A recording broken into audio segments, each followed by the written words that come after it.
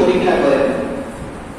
অনেক মানুষকে আল্লাহ পাক রব্বুল আলামিন সন্তান সম্পত্তি দেন, দিয়ে আল্লাহ পাক রব্বুল আলামিন এই সন্তানকে দিয়ে আল্লাহ পরীক্ষা করেন তার বাবা কি তাকে সুশিক্ষায় শিক্ষিত করলো নাকি দুনিয়ার জমিনে বালা মুসিবত গুনাহের কাজে তাকে ব্যয় করলো, তাকে ব্যবহার করলো।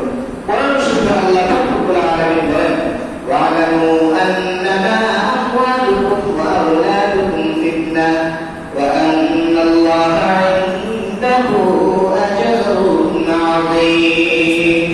জেনে রাখো আন্নামা আমওয়ালুকুম ওয়া আওলাদুকুম ফিতনা, তোমাদের সম্পদ তোমাদের সন্তান সম্পত্তি সবকিছু হলো তোমাদের জন্য পরীক্ষা। আল্লাহ সম্পদ দিয়ে পরীক্ষা করেন। অনেক সময় আল্লাহ অনেক বড় সম্পদ দেন, দিয়ে দেখেন আপনাকে এই সম্পদগুলোকে ভালো কাজে ব্যবহার করে কিনা, ন্যায় কাজে ব্যবহার করে কিনা, নাকি অবৈধ কাজে ব্যবহার করে। অনেক সময় আল্লাহ পাক রব্বুল আলামিন তবে মানুষদেরকে সব পূরণ করার জন্য সন্তান দান করেন। আল্লাহ পাক রব্বুল আলামিন ওই মাকে ওই বাবাকে পরীক্ষার মধ্যে ফেলে দেন। এই সন্তান কি ভালো কাজ করে না খারাপ কাজ করে, এই সন্তান কি ভালো কাজে ব্যবহার করতেছে না খারাপ কাজে ব্যবহার করতেছে, এই সন্তানকে তারা সুশিক্ষায় শিক্ষিত করছে নাকি দুনিয়ার যে সমস্ত গুনাহের কাজ আছে এই গুনাহের কাজের মধ্যে লিপ্ত করে দিয়েছে। এই কারণে এই সন্তান সম্পত্তি এগুলো আমাদের জন্য অনেক বড় পরীক্ষা। আল্লাহ আমাদেরকে পরীক্ষা ফেলেছেন আমার সন্তানদেরকে আমরা কিভাবে লালন পালন করতেছি, কি শিক্ষায় শিক্ষিত করতেছি, সব কিছু সম্পর্কে আল্লাহ পাক রব্বুল আলামিন আমাদেরকে জিজ্ঞাসা করবেন। সন্তানের প্রতি পিতা মাতার দায়িত্ব এবং কর্তব্য। পিতা মাতার দায়িত্ব হলো সন্তানকে আল্লাহ পাক রব্বুল আলামিনের কাছে দোয়া করে সন্তান যাওয়া এবং যখন সন্তান হবে তাকে সুশিক্ষায় শিক্ষিত করা, ছোটকাল থেকে তাকে আদব আখলাক করা, তরবিয়ত এগুলো সব কিছু শিক্ষা দেওয়া। ছোটকাল থেকে তাকে আল্লাহ পাক রব্বুল আলামিনের বরত্ব, হালাল হারাম ইত্যাদি সব কিছু তাকে বুঝিয়ে শুনে আদর সোহাগ মায়া মমতা দিয়ে এগুলো সব কিছু সন্তানকে শেখানো এবং কোন জিনিসটা জায়েজ কোনটা নাজায়েজ সব কিছু এগুলো সন্তানকে শিখাতে হবে। ছোটকাল থেকে সন্তানকে বোঝাতে হবে। লালন পালন করে সব কিছুর মাধ্যমে এই বাবা মার দায়িত্ব হলো সন্তানকে জাহান্নাম থেকে বাঁচানো। আল্লাহ পাক রব্বুল আলামিন কোরআন কারীমের মধ্যে বলেন ইয়া আইয়ুহাল্লাযীনা আমানু কু আনফুসাকুম ওয়া আহলিকুম নারা। আল্লাহ বলেছেন যে হে ইমানদারগণ, তোমরা নিজেদেরকে জাহান্নাম থেকে বাঁচাও এবং তোমার পরিবার পরিজন যারা আছে তাদেরকেও জাহান্নামের আগুন থেকে বাঁচাও।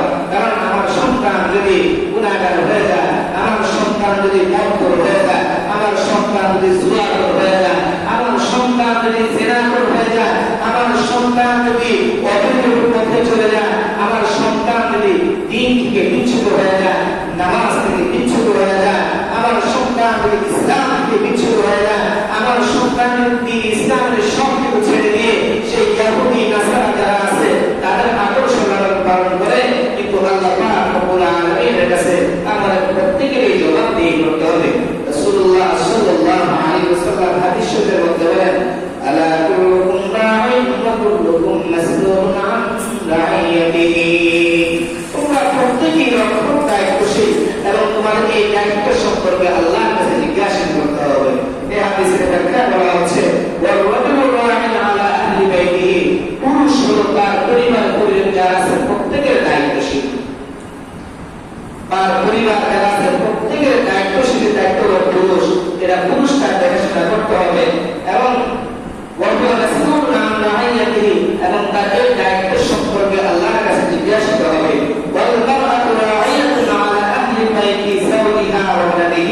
এবং মহিলাকে সে তার সন্তান সম্পত্তি যারা আছে প্রত্যেকের দায়িত্বশীল।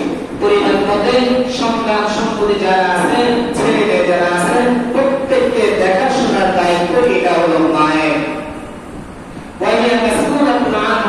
এবং তার সম্পর্কে তাকে জিজ্ঞাসা করা হবে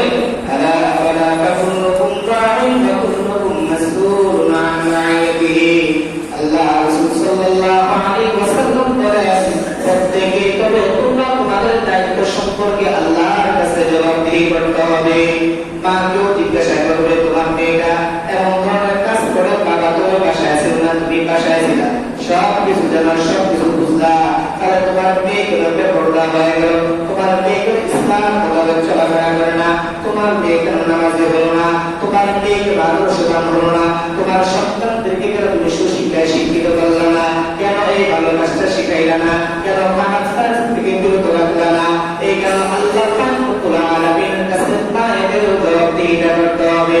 বাবারা যখন দেখবে বাবাদের সবচেয়ে বড় দায়িত্ব হলো মেয়েরা বাইরে কোনো সময় মানুষের শাসন করা যায় না, বুঝাইতে হবে, তাকে হালাল বুঝাইতে হবে, হারাম বুঝাইতে হবে। বাবা এই কাজ করা যাবে না, এই কাজ করা যাবে, এইভাবে সন্তানদেরকে আমরা বুঝাই, আল্লাহ রব্বুল আলামিনের কাছে আমাদের জবাবদিহি করা সহজ হয়ে যাবে।